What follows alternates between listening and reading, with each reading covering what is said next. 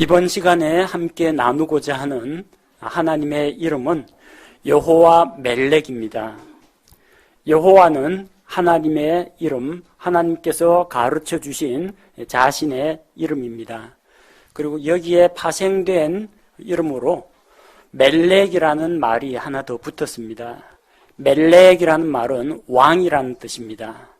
여호와 멜렉이라고 하면 왕이신 하나님, 주님은 왕이시다, 그런 뜻입니다. 성경 곳곳에는 하나님을 가리켜서 왕으로 표현하고 있습니다. 시편 5편 2절에 보면 나의 왕, 나의 하나님이여 내가 부르짖는 소리에 귀를 기울이소서 내가 주께 기도하리이다. 하나님을 가리켜서 왕이라고 표현을 하고 또 왕이신 하나님 앞에서 자기는 그 왕국의 백성이라는 사실을 고백합니다. 시편 84편 3절에서도 오 만군의 주 나의 왕 나의 하나님이여 참으로 참새도 집을 찾았고 제비도 제 새끼를 둘 보금자리 곧 주의 제단들을 스스로 찾았나이다. 왕이신 하나님께 경배와 찬양을 드리는 것을 볼 수가 있습니다. 디모데전서 6장 15절에서는 그분은 왕들의 왕이시며 주들의 주가 되신다고 했습니다. 세상을 다스리는 여러 정치 지도자들, 왕들이 있지만 그 모든 왕들 가운데서 가장 높고 존귀하신 분들, 그런 모든 왕들을 세우기도 하고 폐하기도 하시는 절대 주권을 가지신 분은 하나님이시라는 겁니다. 그래서 오늘 여호와 멜렉, 왕이신 하나님, 그 하나님의 이름을 살펴보고자 합니다. 이사야 대언자는 왕이신 하나님을 영광 가운데에서 만났습니다. 이사야 대언자가 부르심을 받는 이사야 6장 1절에서 5절을 보면 그때 이사야가 주의 전에서 주께서 높이 들린 그런 왕좌에 앉으신 것을 보게 됩니다. 1절에 보니까 우시야 왕이 죽던 해에 또한 내가 보니 주께서 높이 들린 왕좌에 앉으셨는데 그분의 옷자락은 성전에 가득했다고 했습니다. 우시야 왕이 어떤 왕입니까? 왕으로서 자기의 직무와 본분에 만족하지 못하고 함부로 자기에게 주어지지 않은 어떤 지위를 탐을 냈습니다. 하나님 앞에 나아가서 향을 사르고 희생물을 드리는 것은 하나님께서 왕에게 맡긴 사역이 아니라 제사장에게 맡기신 것입니다. 그런데 우시아가 제사장들이 말리는 것을 뿌리치고 직접 하나님의 성소에 들어가서 거기에 향을 피우며 하나님 앞에 경배 드리려고 했습니다. 제사장이 이것은 왕에게 주어진 일이 아니기 때문에 나가라고 하는데에도 오히려 자기를 말리는 제사장들에게 버럭 화를 내다가 하나님의 진노가 임했습니다. 그는 평생 나병에 걸려가지고 별궁에 홀로 거했습니다. 우시야 왕이 여러 가지 선한 일을 많이 했습니다. 또한 하나님께 대해서도 하나님을 존중하고 하나님의 도우심을 힘입어서 적들을 물리치기도 하고 나라도 안정적으로 세웠습니다. 그러나 자기에게 주어지지 않은 어떤 지위, 이런 권리를 탐을 내다가 결국은 나병 환자, 문둥병자가 되어버렸습니다. 바로 그 우시야 왕입니다. 그 우시야 왕이 죽던 그 해에 바로 대언자 이사야가 왕이신 하나님을 만나게 됩니다. 이 세상에 왕이 죽을 때 영광의 왕을 보게 됩니다. 여러분이 왕으로 섬기는 것이 있습니까?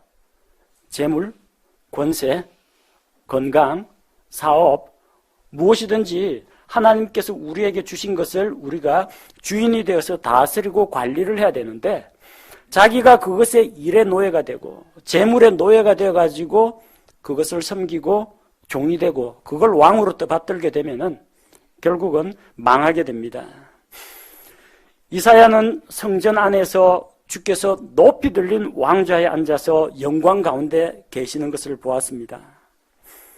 2절에 보니까 스랍들은 하나님께서 창조하신 이런 창조물들 가운데 6날개를 가지고 하나님의 왕좌 주변을 호위하면서 찬양을 드리는 존재입니다. 그 스랍들이 2날개로는 자기 얼굴을 가리고 2날개로는 자기 발을 가리고 2날개로는 날면서 하나님의 이름을 높이며 찬양합니다. 3절에 보니까 거룩하다 거룩하다 거룩하다 삼위일체 하나님께 찬양을 드리는 겁니다. 아버지 하나님, 아들 하나님, 성령 하나님께 거룩 거룩 거룩 3번 찬양을 드립니다. 그리고 하나님의 그 대표적인 속성, 사랑과 공의와 진리와 긍휼과 오래 참으심 많은 속성 가운데에서 하나님을 대변하는 가장 중심 속성 거룩하심을 노래합니다. 그분의 영광을 높입니다. 만군의 주여 그분의 영광이 온 땅에 충만하도다 그렇게 외칩니다. 바로 그때 대언자 이사야가 스스로 이르기를 나에게 화가 있도다 내가 망하게 되었도다. 자기가 입술이 부정한 사람이라는 것을 알고 있었고 입술이 부정하면서 그 부정한 백성 한가운데 거하다가 내 눈이 왕 곧 만군의 주를 보았다고 고백합니다. 하나님의 거룩하심과 하나님의 영광 앞에서 자기 자신이 얼마나 보잘것없는 존재인지 얼마나 더럽고 추한 존재인지를 발견했습니다. 그리고 우시야 왕이 생각났습니다. 죄인의 몸으로 함부로 허락되지 않은 자가 성소에 무단으로 침입해가지고 하나님께 희생물을 드리려고 하다가 하나님의 진노를 받아서 나병에 걸려서 별궁의 유폐가 되었습니다. 자기 자신도 우시야 왕과 별 다를 바 없는 존재라는 겁니다. 다 똑같습니다. 그 성소에 들어가서 하나님의 거룩하심을 손상시킨 우시야 왕이나 또 대언자 이사야 자신이나 별 차이가 나지 않는 그런 죄인입니다. 그래서 그 하나님의 높고 거룩하심을 볼 때 자기의 부족하고 연약하고 추한 모습을 봅니다. 그리고 고백합니다. 만군의 주 여호와 하나님께서 왕이시라는 겁니다. 우시야 왕이 이 백성들을 다스리는 왕이라면 온 우주 만물의 창조주가 되시고 모든 것을 주관하고 다스리시고 어떤 사람을 높이기도 하고 낮추기도 하시는 것이 모두 하나님에게서 나온다는 것을 알고 하나님께 영광을 돌립니다. 그래서 자기와 같이 부족한 모습을 보고 하나님 앞에 겸손히 머리 숙일 때 주께서 그의 부정한 것들을 제하여 주시고 불법을 제하시고 죄를 깨끗게 하시고 또 대언자 이사야를 하나님의 사역자로 하나님께서 보내시는 것을 볼 수가 있습니다. 이사야 대언자가 영광 중에 만난 여호와 하나님은 왕이십니다. 죄와 불법 가운데 있는 이 세상의 왕이 아니라 거룩하고 영화로우신 왕이시라는 겁니다. 왕은 무엇을 합니까? 왕이 하는 일은 여기는 이스라엘은 하나님께서 다스리시는 하나님의 백성들 신정국가입니다. 그래서 하나님의 말씀이 곧 그들의 법입니다. 왕이신 하나님께서 그 백성을 친히 다스리시고 백성에게 법을 정해주십니다. 민주주의 국가에서는 국회에서 법을 만들고 행정부에서 법을 집행하고 사법부에서 그 법을 가지고 적용을 해서 재판을 합니다. 그러나 왕국에서는 왕이신 하나님께서 법을 세우시고 또 그 법을 공포하시고 공평과 정의의 법을 따라 다스리시고 공의로 심판을 하십니다. 그 모든 것이 입법부, 행정부, 사법부 모든 권력이 하나님께 속해 있습니다. 왕이신 하나님께 속해 있습니다. 왕이신 하나님께서는 백성에게 율법을 주십니다. 주께서 사람들에게 율법과 명령과 규례를 주셨습니다. 창세기 49장 10절에서 실로가 오실 때까지 홀이라는 것은 왕이 가지고 있는 지휘봉을 말합니다. 왕의 지팡이. 홀이 유다를 떠나지 아니하며 법을 주는 자가 그의 발 사이에서 떠나지 아니하리니 그에게 백성이 모이리로다. 이스라엘의 12 아들 가운데에서 유다 지파를 통해서 왕이신 예수 그리스도께서 오실 것을 대언을 했는데, 바로 그 예수님께서 만왕의 왕이시고 만주의 주가 되셔서 우리에게 법을 주시는 분이라는 겁니다. 또 왕은 백성을 다스립니다.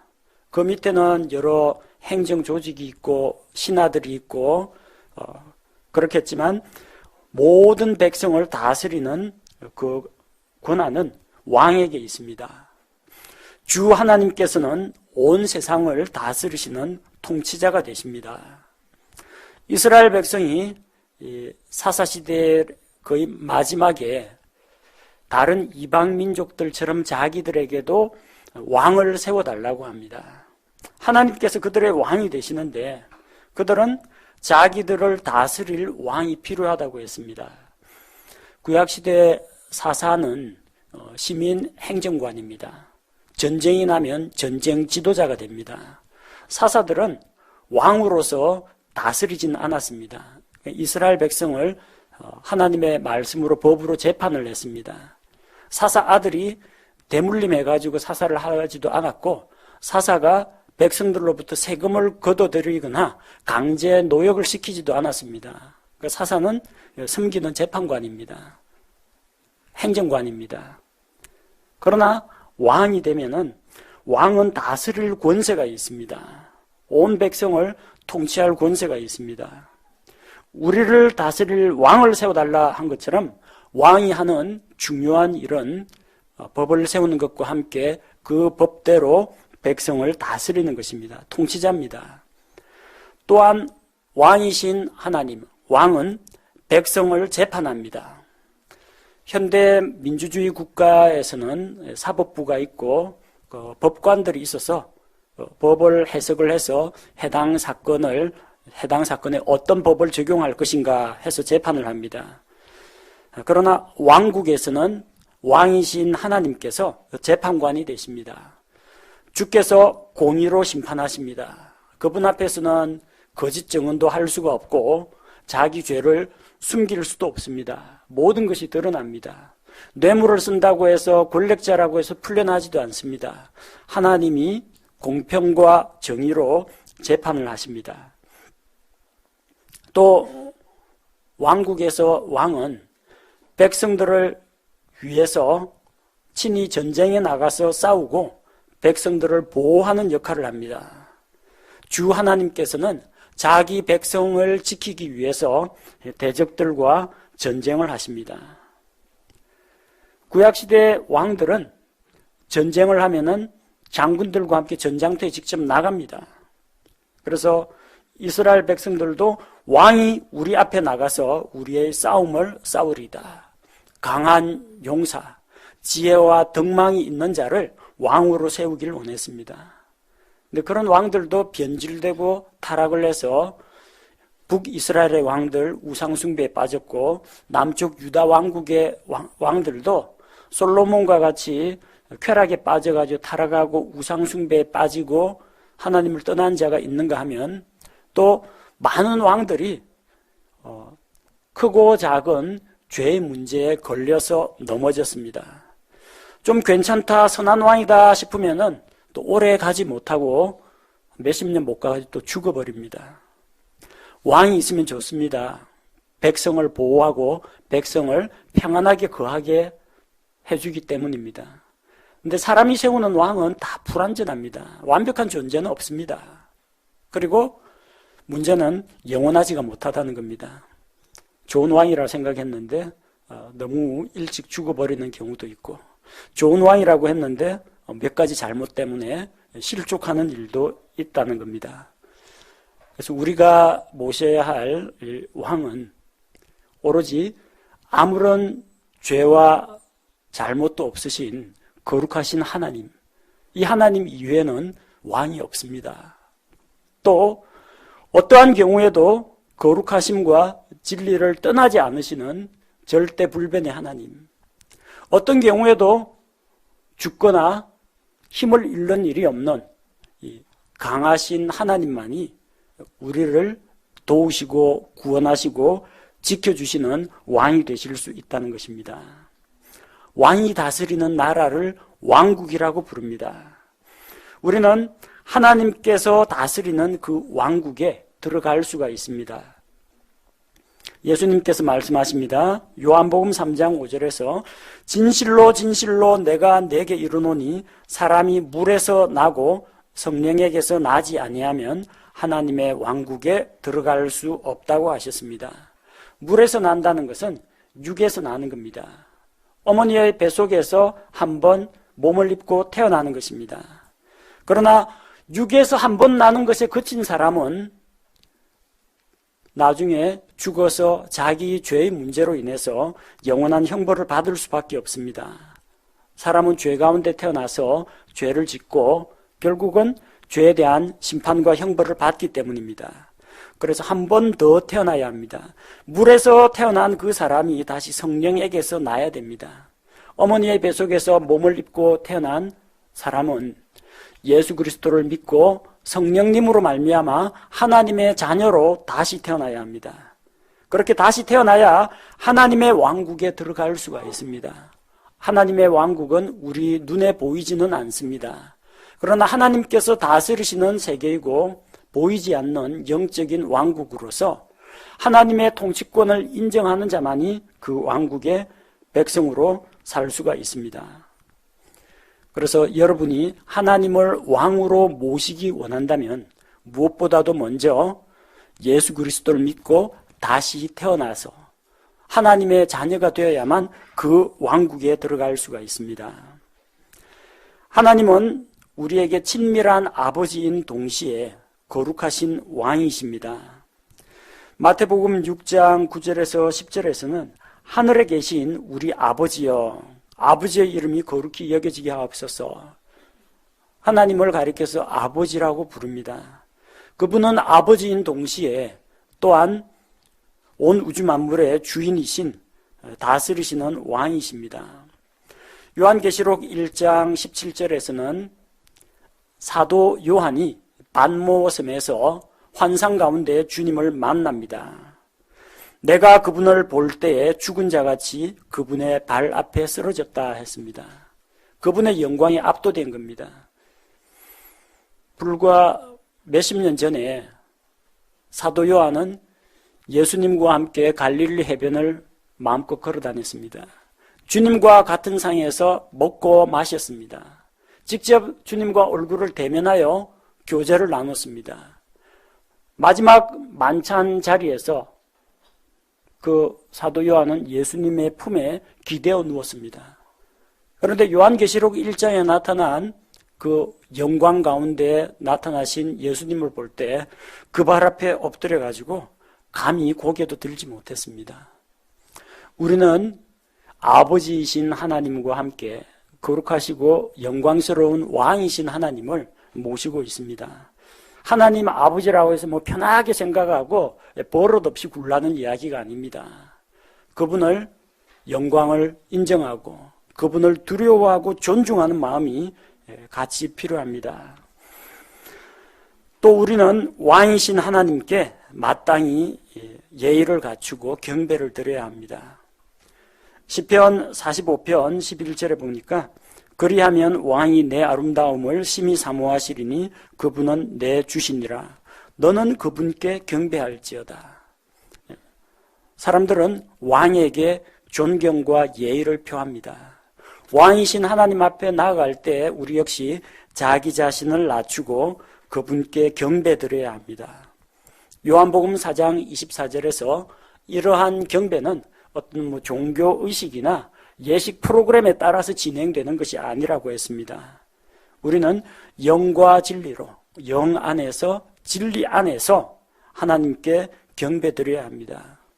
형식이나 프로그램이나 어떤 관습이나 전통에 의해서가 아니라 바른 진리 가운데에서 또 우리가 드리는 예배는 영적인 것이어야 됩니다. 조명을 막 현란하게 켜고 시끄러운 음악을 연주해 가면서 막 춤추고 노래하면서 하는 것이 아니라 우리가 드리는 예배는 그런 허무한 몸짓이 아니라 우리의 속에서부터 우러나오는 존경과 감사와 찬양이 되어야 한다는 겁니다. 또 그분을 우리가 왕으로 모시기 원하고 왕이라고 부른다면 왕의 말씀에 순종하는 것이 옳다는 것입니다. 하나님을 정말로 왕으로 모시느냐? 그러면 왕의 말씀에 복종해야 합니다. 전도서 8장 4절에서 왕의 말씀이 있는 곳에 권능이 있나니 누가 왕에게 이르기를 왕께서 무엇을 하시나이까 할 수 있겠느냐 합니다. 왕의 말씀에 권능이 있습니다. 왕이 행하는 것을 사람이 거기에 트집을 잡거나 참견을 하거나 가로막을 수가 없다는 것입니다. 일반 세상의 왕국에서도 왕에게는 그런 권력이 있습니다. 능력이 있습니다. 하물며 온 우주 만물의 주인이신 그 왕이신 하나님 앞에서는 우리가 마땅히 그분을 왕으로 대접해야 합니다. 그분의 말씀에 순종해야 됩니다. 그분의 권위에 복종해야 합니다. 그렇게 할 때 우리가 하나님의 백성이라는 사실이 인정을 받고 또한 그분께서 우리의 왕이 되셔서 우리에게 필요한 것들을 공급해 주시고 우리에게 능력을 주시고 우리를 대적들로부터 지켜주시고 우리에게 생명 가운데에서 풍성한 삶을 누리게 해주십니다. 하나님이 우리의 왕이 되십니다.